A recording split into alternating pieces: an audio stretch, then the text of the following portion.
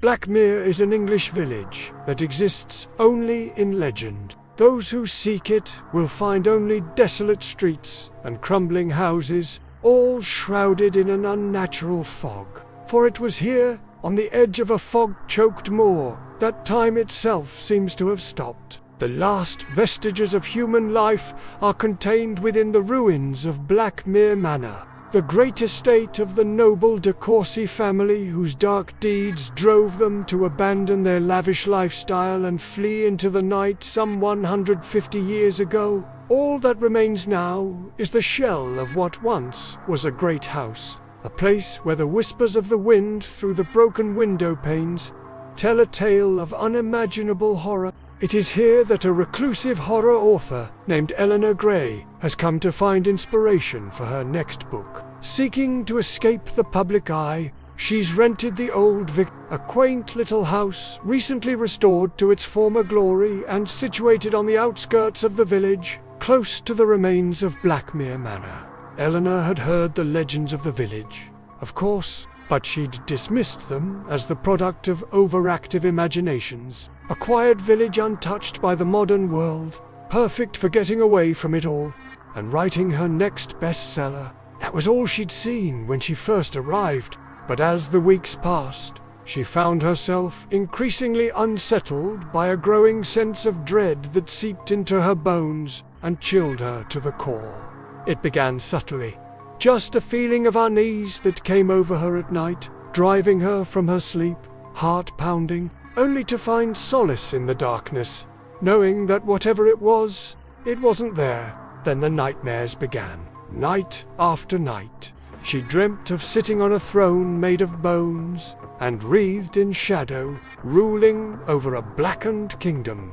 And always before her stood a gaunt figure wearing a crown of thorns, his face obscured by the darkness, yet his presence heavy with malice, and his eyes burning with an infernal fire. He never spoke, yet his silence screamed in her ear, calling to her with an ancient, otherworldly tongue. Then she began to hear the whispers of the villagers, too, their voices carried on the wind like the murmur of ghosts. They told of a time before the fire, when the de Courcy family lived in relative peace. Well, as relative peace could be expected in a household so steeped in violence and debauchery. They ruled their estate like gods over the hapless villagers who lived in squalor on its fringes, eking out a miserable existence, working the land for next to nothing. It was old Elias de Courcy, they said, who turned the tide, for he was a man, possessed, drunk on power, and whispered to dabble in the dark arts. In secret,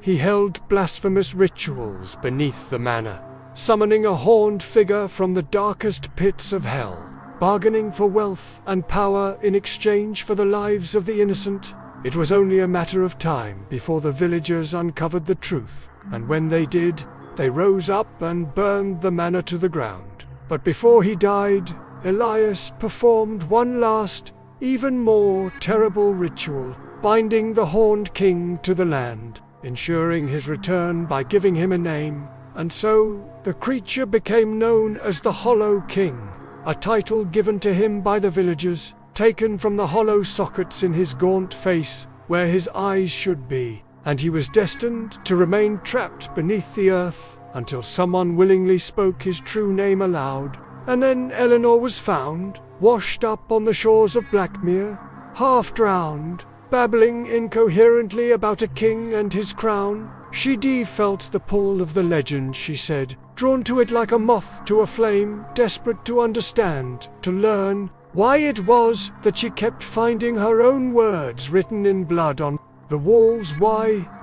Her typewriter seemed to type by itself at night, as if guided by an unseen hand. As she sat there telling her story, the shadows around her seemed too deeper, and the wind outside moaned and clawed at the windows like an animal in a cage, desperate to break free. Was Eleanor Gray the one spoken of in the prophecy? Had she unwittingly unleashed the Hollow King upon the world? And what terrible price would she pay for doing so? And that's all for our spooky story today. Let us know in the comments if you liked it and what other scary stories you want to hear. Don't forget to hit the like button if you enjoyed the story. Subscribe for more amazing stories.